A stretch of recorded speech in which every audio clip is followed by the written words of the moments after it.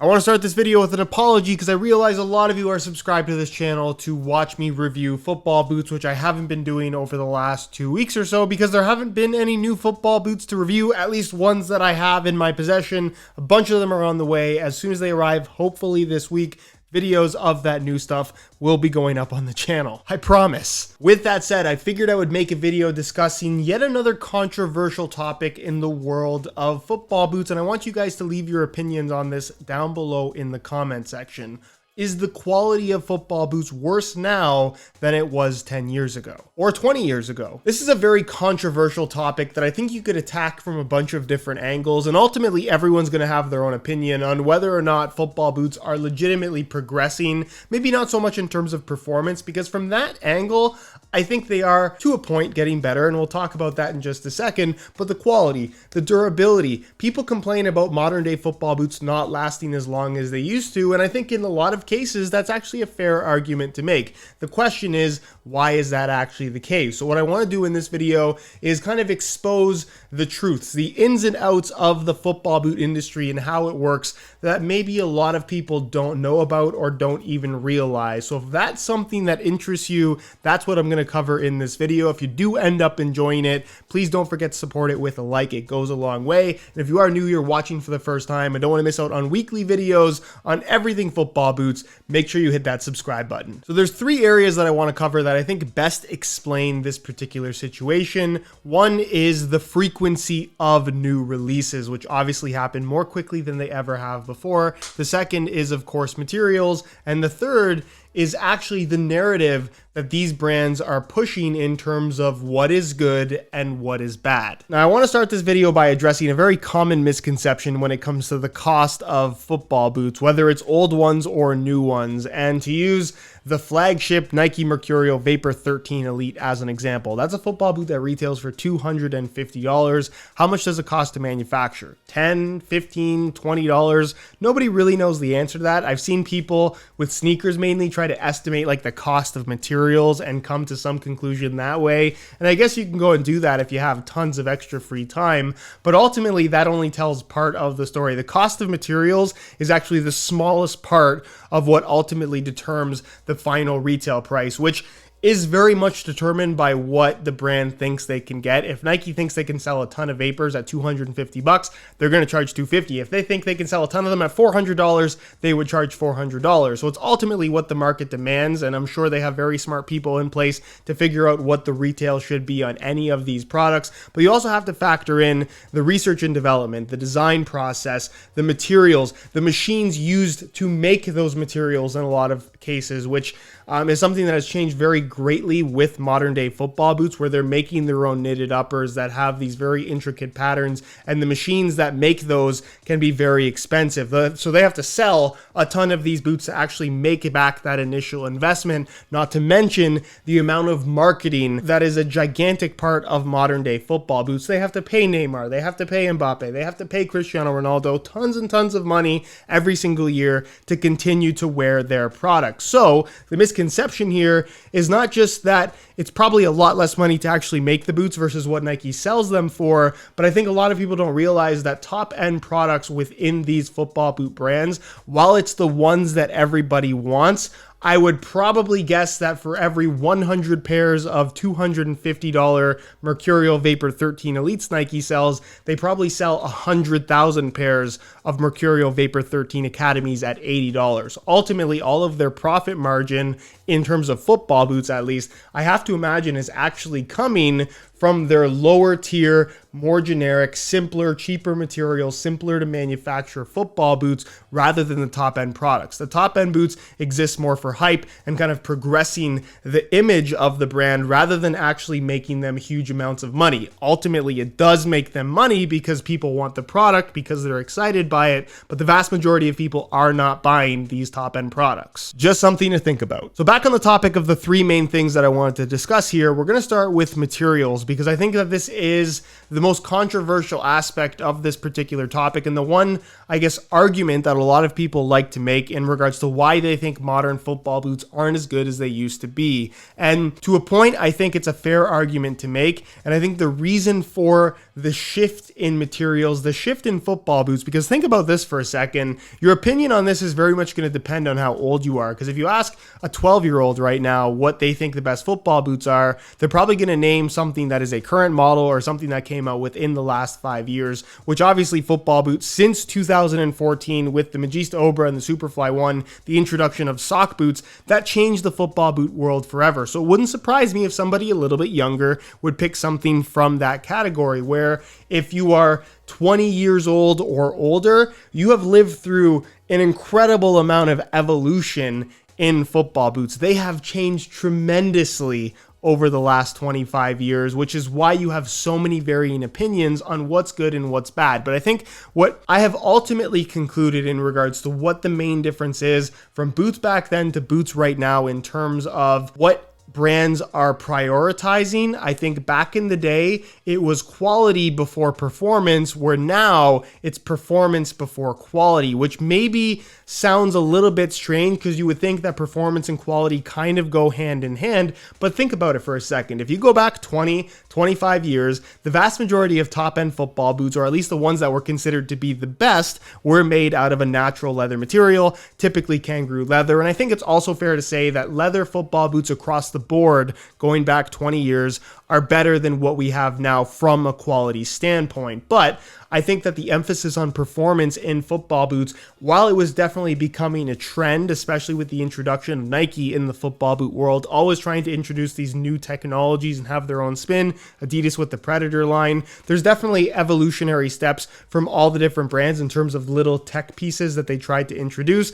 but those were still so new, where a lot of people really just valued having a good quality leather upper, a football boot that was built extremely well, and ultimately one that would last a long time. Those were the three things that people were really willing to spend money on. And if you compare that to what's happening in modern day football boots, the emphasis is in the complete opposite direction. It's all about performance. It's all about technology. It's all about thinner and lighter. People just want the best product that they can have from a performance standpoint, which in certain cases, I think that is what the brands have provided. So I'm not going to make the argument that while the durability and maybe quality isn't as good as it used to be, that the performance isn't better, because in most cases, especially when you're talking about the speed boot category, there's been a tremendous amount of evolution, and I think that objectively speed boots have gotten significantly better over the years. But because there is such an emphasis on thinner, lighter, more performance oriented, the quality and durability of the product does go down. So you kind of have that trade-off in terms of where there has been a shift in what has been prioritized in top-end football boots from 20 years ago to what we have now. Now, whether or not that's right or wrong is a matter of opinion, and I'm going to bring up Mizuno because it is a brand that you guys give me some crap about in terms of being very positive about their products, but there's a reason for that. I think the explanation that I just gave really points out how Mizuno, as a brand that I wouldn't say is necessarily mainstream when you're talking about football boots, they prioritize performance, but they also prioritize quality still. And they're one of very few brands that do that, where whether it's a synthetic and certainly if it's a leather, it is the best of the best in terms of what's currently available. And when you're talking about build quality and durability, it is the best of the best in terms of what's available. So while the product ultimately ends up being quite expensive, what you get from a build quality as well as performance perspective is pretty much the best of both worlds in terms of what football boot brands used to do versus what they're doing right now. And that's not me saying that Mizuno is the best football boot brand on the planet, because that's not necessarily what I think, but I figured that that was a good opportunity and a great example to really explain what exactly I'm talking about and why I give these particular recommendations. Which brings us to the second point that I want to talk about, and that is these big football boot brands controlling the narrative on the direction of football boots and what the consumer ultimately ends up perceiving. Because you have to consider this. The boot enthusiast community is a little bit weird because we are obsessed with everything coming out and we're aware of everything that came before it. But the average person that buys a pair of football boots, when they need them, they go to the store, they look at what's on the shelf or they see what's online and they order what looks good to them based on the selection that's available. What happened before that doesn't matter to them. So with that in mind, Nike, Adidas, Puma, all of these football boot brands for that matter, they're basically controlling what the norm is in the football boot industry. And right now, the norm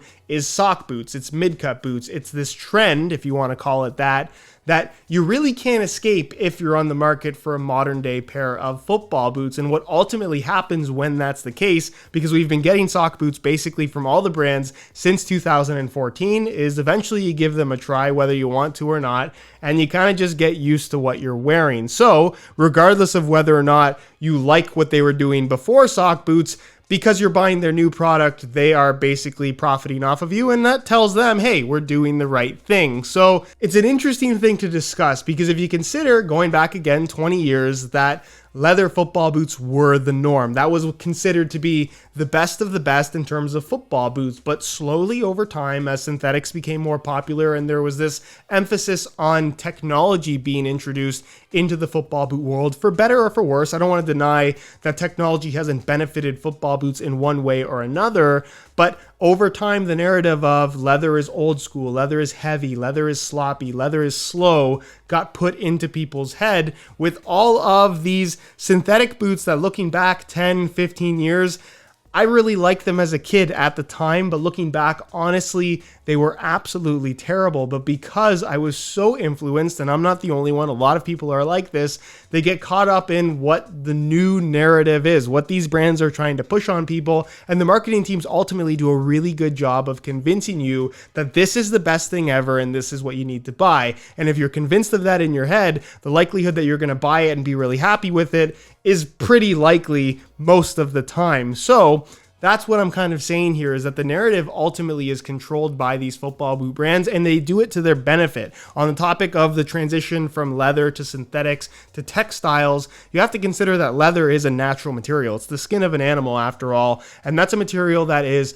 more expensive for them to buy in the first place, and probably more expensive to deal with and manufacture and actually have it formed into a football boot. There's more of a handmade aspect to it because the material isn't perfectly consistent. It is the skin of an animal after all, where with synthetics and knitted uppers, they're basically making everything from scratch. They're controlling every millimeter of that material, which I have to assume is cheaper for them in the long run. And if they can reduce the cost of their product and also convince people that this is better, it benefits them in the long run. And again, I'm not saying that synthetics or knitted boots aren't progressing from an objective performance perspective, because I legitimately do think that they have.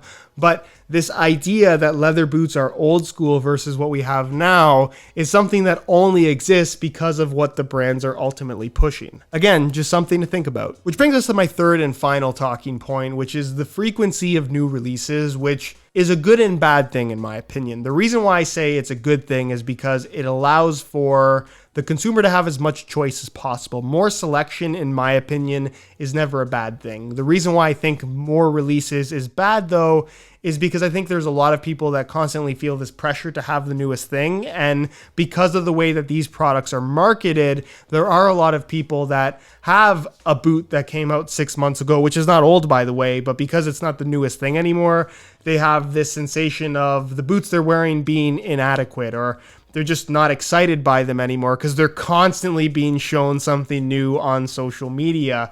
And I guess there is a mental aspect to that for everybody. Everyone's going to treat that situation a little bit different. But there's also some confusion from the brands where I think they put out so many of these new products and they always market it as the latest, greatest, best thing, better than what they were doing before, where in a lot of cases, these new models end up just being very subtle refreshes that, while they might look different to the average consumer, the reality is it's really not different than what we had before, at least hardly different to where most people absolutely would not know the difference. So it's kind of this mentality that these brands have where because it's so easy to get their product in the eyes of consumers, they kind of just throw everything at the wall and see what sticks, where you do end up with some really great products by doing this, just because it's kind of just law of averages at that point. If you put out 10 new boots, one of them has to be good, but you do end up with some stuff that is maybe not as good as it used to be. You do get with products that maybe end up feeling a little bit rushed, and you do get products that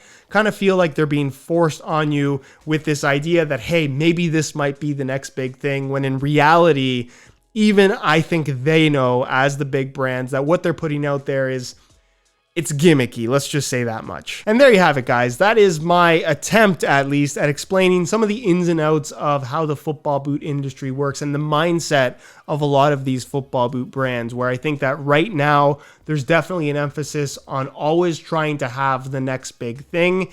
And you do end up with a lot of forced product. You do end up with a lot of gimmicky stuff. But at the same time, through all of this trial and error that the brands do, which I don't entirely agree with, I really do feel like if you're a football boot brand, you should be putting out a product that you legitimately feel is better than what you had before. And I don't get that sense with a lot of big brands right now.